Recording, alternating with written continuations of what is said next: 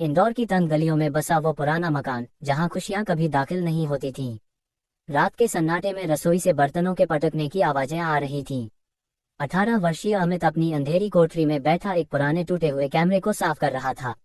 यह उसकी मां की आखिरी निशानी थी। उसकी मां को फोटोग्राफी का बहुत शौक था और उसके पिता बहुत बड़े बिजनेसमैन थे जिनकी मौत के बाद अमित की जिंदगी नरक बन गई थी। अरे अमित, ओ फोटोग्राफर की औलाद, बाहर निकल। उसकी सौतेली मां गीता की कर्कश आवाज गूंजी। दिन भर इस कूड़े को साफ करता रहता है। जा, रसोई के सारे बर्तन धो और कल सुबह तक घर की सफाई हो जानी चाहिए। अमित खामोश रहा। वह जानता था कि बहस का मतलब है मार खाना। तभी गीता का बेटा रोहित कमरे में दाखिल हुआ। वह नशे में धुत लग रहा था। माँ देखो, ये भिखारी कैसे अभी भी इस खिलौने से खेल रहा है। रुक, मैं इसका शौक अभी खत्म करता हूँ। रोहित ने झपट कर अमित के हाथ से वह पुराना कैमरा छीना।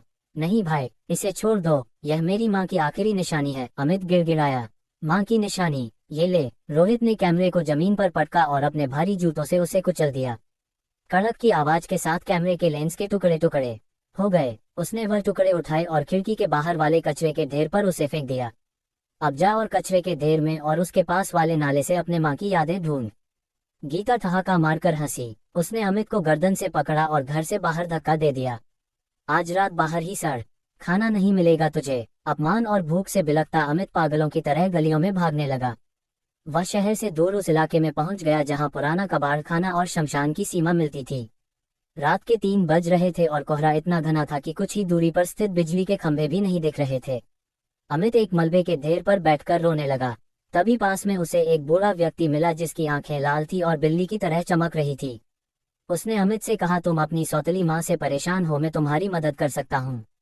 अमित ने पूछा, तुम कौन हो? उस आदमी ने कहा, मैं शैतान का सेवक हूँ, तुम चाहो तो मैं तुम्हारी मदद कर सकता हूँ, लेकिन उसके बदले में तुम्हें अपनी आत्मा शैतान को बेचनी होगी। अमित अपनी सौतेली माँ से बहुत ज्यादा परेशान था, इसलिए वो अपनी अपनी आत्मा बेचने के तैयार हो गया। जैसे ही उसने हाँ कहा, उस सेवक ने उसे एक बैग दिया और वो वहां से गायब हो गया। उस बैग को जब अमित ने खोला तो उसमें से उसे एक पोलारॉइड कैमरा मिला। उसका लेंस किसी गहरी आग की तरह चमक रहा था। अमित ने चारों तरफ देखा पर वहां सन्नाटा था। तभी उसे एक मोटरसाइकिल की आवाज सुनाई दी। रोहित अपनी बाइक पर अमित का पीछा करते हुए वहां आ पहुंचा।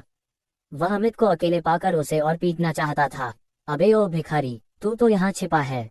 रोहित बाइक से उतरा। वह कबाड़ खाने के उस पुरानी दीवार के पास खड़ा हो गया जो चटक के कमजोर हो चुकी थी। आज तुझे ऐसी मार मारूंगा कि तू फोटोग्राफी भूल जाएगा। अमित का हाथ कांपते हुए कैमरे के शटर बटन पर गया। उसने अनजाने में ही रोहित की तरफ लेंस घुमाया और बटन दबाया। क्लिक की आवाज हुई। कैमरे से कोई रोशनी नहीं निकली, लेकिन एक ठंडी लहर अमित के शरीर से होकर गुजरी। कुछ ही पलों में कैमरे के नीचे से एक पोलारॉइड तस्वीर बाहर निकली। अमित ने कांपते हाथों से उसे टॉर्च की रोशनी में देखा। तस्वीर अभी साफ हो ही रही थी, लेकिन जो दिखा उसमें अमित के रोंगटे खड़े कर दिए। तस्वीर में रोहित उसी टूटी दीवार के नीचे दबा हुआ था। उसका चेहरा खून से लथपथ था और उसकी आंखें फटी हुई थीं। यह क्या है? अमित चिल्लाया। रोहित, वहां से हटो, वह दीवार गिरने वाली है। पागल हो गया है क्या? रोहित हंसा और उसी दीवार को जोर से धक्का दिया। देख, यह मेरा कुछ नहीं बिगाड़ सकती। तभी पास के रेलवे ट्रैक से एक भारी मालगाड़ी गुजरी। जमीन में ऐसा कंपन हुआ कि दीवार में चटक आने लगी। पुरानी दीवार धीरे धीरे टूटने लगी। अमित ने अपनी आंखों से देखा। दृश्य बिल्कुल वैसा ही था जैसा तस्वीर में ठीक 2 मिनट पहले दिखाया गया था। भारी दीवार रोहित के ऊपर जा गिरी। रोहित की चीख अंधेरे में गुम हो गई। अमित ने अपनी जेब से वह तस्वीर दोबारा निकाली। तस्वीर में अब रोहित के बेजान शरीर के पीछे एक धुंधली काली परछाई खड़ी थी। अमित को अब डर नहीं लग रहा था। उसके हाथ में वह कैमरा अब गर्म होने लगा था, जैसे वह अपनी पहली जीत का जश्न मना रहा हो। अमित ने कैमरे को अपनी छाती से लगाया और घर के ओर चल पड़ा। उसकी आंखों में अब आंसू नहीं बल्कि प्रतिशोध की चमक थी। रोहित की मौत की खबर ने पूरे इलाके में सनसनी फैला दी, लेकिन पुलिस ने इसे एक हादसा मानकर फाइल बंद कर दी। पुरानी जर्जर दीवार और मालगाड़ी का कंपन सब कुछ तार से जुड़ा था। गीता अपने इकलौते बेटे की मौत से टूट चुकी थी, लेकिन उसका लालच अभी भी जिंदा था। सब उस मनहूस अमित की वजह से हुआ है। इस कमीने अमित की वजह से ही मेरे बेटे की जान गई है।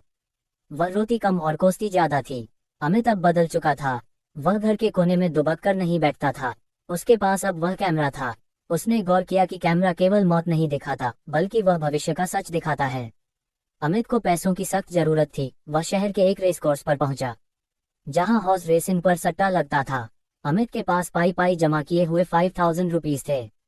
उसने अपनी एक आंख बंद करके कैमरे का लेंस रेस के रिजल्ट बोर्ड की तरफ घुमाया और फोटो क्लिक किया। फोटो बाहर निकली। अभी रेस शुरू होने में 10 मिनट बाकी थे, लेकिन फोटो में बोर्ड पर घोड़ा नंबर 9 के नाम के आगे विनर लिखा था। अमित ने अपने सारे पैसे नंबर 9 पर लगा दिए। लोग उसे पागल समझ रहे थे, क्योंकि नंबर 9 सबसे कमजोर घोड़ा था जो आज तक नहीं जीता था। लेकिन जैसे ही रेस खत्म हुई, पूरा मैदान सन्नाटे में डूब गया। नंबर 9 जीत चुका था। अमित के 5,000 रुपए अब 50 लाख रुपए में बदल चुके थे। अमित ने पिछले 1 महीने में वह सब कुछ हासिल कर लिया जो कभी सपना था। उसने सट्टेबाजी और शेयर बाजार की फ्यूचर फोटोज खींचकर करोड़ों कमाए। उसने अपनी सौतेली माँ गीता को बेदखल नहीं किया, बल्कि उसे अपने नए बंगले में चीफ हाउसकीपर बना दिया। गीता, जो कभी अमित को झूठा खाना दिया करती थी, आज उसके जूते पॉलिश कर रही थी। अमित उसे देखता है, हल्की सी मुस्कान उसके होठों पर फैल जाती है। वह तंज भरे मजाक में कहता है, मेरी प्यारी सौतेली माँ, जरा ध्यान से। अगर पॉलिश में जरा सी भी कमी रह गई ना, तो आज भी खाना नहीं मिलेगा। अमित अपनी कामयाबी का जश्न मनाने के लिए एक बड़ी पार्टी आयोजित करता है। शहर के रईस वहां मौजूद हैं। हंसी, शोर, चमकते कपड़े और शैंपेन की बोतलें। अमित अपनी जेब से कैमरा निकालता है और पार्टी की एक ग्रुप फोटो लेता है। फोटो बाहर आती है। अमित उसे झटके से देखता है। फोटो में पार्टी का शैंपेन टावर गिर रहा है और एक कांच का टुकड़ा सीधे अमित की आंख के पास लगा है। अमित सतर्क हो जाता है। वह तुरंत वहां से हट जाता है, लेकिन नियति को बदला नहीं जा सकता। जैसे ही वह मुड़ता है, एक वेटर लड़खड़ाता है। शैंपेन के गिलास गिरते हैं और कांच का एक बारीक टुकड़ा हवा में उड़ता हुआ अमित के गाल को चीर देता है। ठीक वैसा ही घाव जैसा फोटो में था। अमित को एहसास होता है, कैमरा केवल भविष्य नहीं दिखाता, वह कीमत वसूलता है। वह जितनी बड़ी सफलता दिखाता है, उतनी ही बड़ी चोट देता है। अमित अपने विशाल बेडरूम के कोने में दुबक कर बैठा था। बाहर बारिश की गड़गड़ाहट और बिजली की चमक खिड़की के शीशों को दहला रही थी। उसने उस कैमरे को 3 बार गंगा में फेंका, 2 बार आग के हवाले किया और 1 बार भारी हथौड़े से उसके टुकड़े टुकड़े किए, पर वह हर बार वापस आ गया। अमित ने अपने कांपते हाथों से अलमारी खोली। वहां अंधेरे में वह काला कैमरा किसी शिकारी की तरह रखा था। अमित ने उसे घृणा से देखा और चिल्लाया, मुझसे क्या चाहिए तुझे? सब कुछ तो ले लिया, मेरा चैन, मेरी शांति, मेरा सुकून, अब क्या जान लेगा? सन्नाटा पसरा रहा और तभी अचानक कमरे के भीतर एक तीखी आवाज गूंजी, क्लिक। अमित का दिल धड़कना भूल गया। उसने देखा, कैमरे से एक फोटो धीरे धीरे बाहर आ रही थी। उसने कांपते हाथों से उसे उठाया। फोटो में कोई भविष्य नहीं था। फोटो में एक बूढ़ा आदमी फटे चिथड़े कपड़ों में एक अंधेरी काल कोठरी की जंजीरों से बंधा हुआ था। अमित की चीख निकल गई, पापा, आप जिंदा हैं। अमित बिजली की तेजी से गीता के कमरे की ओर भागा। उसने दरवाजा लात मारकर खोला। गीता वहां फर्श पर बैठकर गहने गिन रही थी। अमित ने उसकी गर्दन पकड़ी और उसे दीवार से सटा दिया। झूठ बोला तुमने कहा था पापा मर चुके हैं। ये फोटो देखो, कहाँ है वह? बोलो प्लीज अमित, छोड़ दे मुझे। पागल हो गया है क्या? वह मर चुके हैं, मैंने अपनी आंखों से देखा था। झूठ, ये कैमरा झूठ नहीं बोलता। ये फोटो अभी निकली है। अगर तुमने सच नहीं बताया तो मैं तुम्हें इसी वक्त गंगा में फेंक दूंगा। गीता का गला सूख गया। उसने अमित की आंखों में वह पागलपन देखा जो उसने पहले कभी नहीं देखा था। ठीक है, बताती हूँ। उन्हें मरा हुआ घोषित कर दिया गया था, पर इससे पहले कि वह वाक्य पूरा करती, अमित की नजर मेज पर पड़े कैमरे पर गई। वह अपने आप एक और फोटो निकाल रहा था।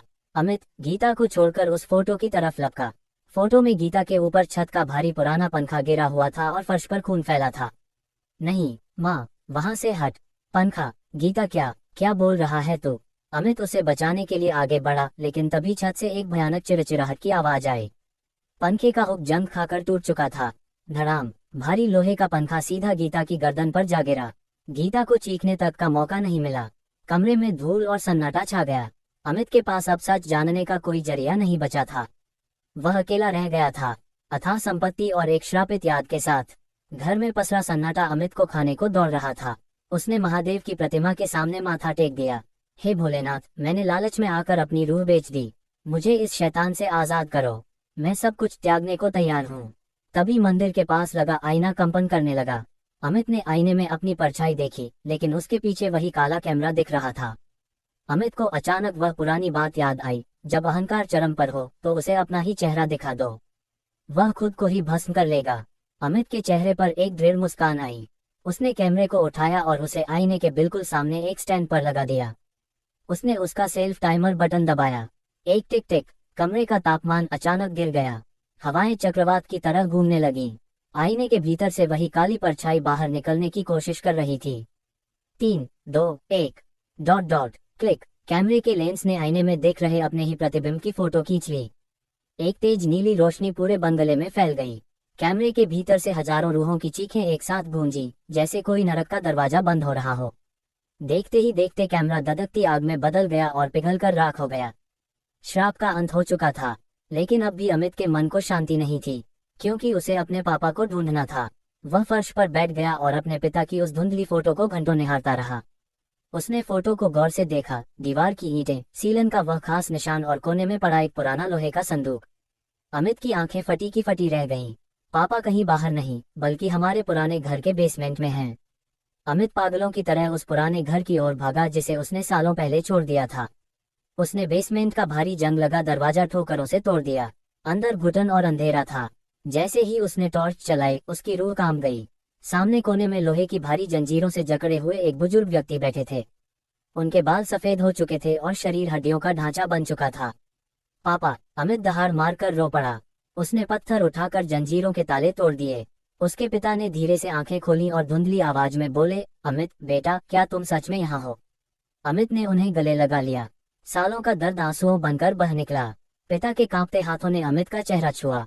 अमित बेटा, मुझे लगा था मैं कभी सूरज की रोशनी नहीं देख पाऊंगा। जब वे बाहर आए और अमित ने उन्हें सुरक्षित महसूस कराया, तब उसके पिता ने वो खौफनाक सच बताया। गीता ने मुझसे प्यार नहीं, बल्कि सिर्फ संपत्ति के लिए शादी की थी। उसने धोखे से नशीली दवाएं पिलाकर मेरे अंगूठे के निशान वसीयत पर ले लिए। जब मेरा काम खत्म हो गया, तो उसने सबको कह दिया कि मैं मर चुका हूं और मुझे उस तहखाने में कैद कर दिया। वो चाहती तो मुझे मार सकती थी, पर वो चाहती थी कि मैं तिल तिल कर मरूं। अपने पापा की कहानी सुनकर अमित की आंखों में आंसू आ गए। उसने उन्हें गले लगा लिया। कैमरा जा चुका था, श्राप खत्म हो चुका था। अब अमित के पास कोई ऐसी मशीन नहीं थी जो भविष्य दिखा सके, लेकिन उसके पास उसका आज था और उसके पिता का साथ था।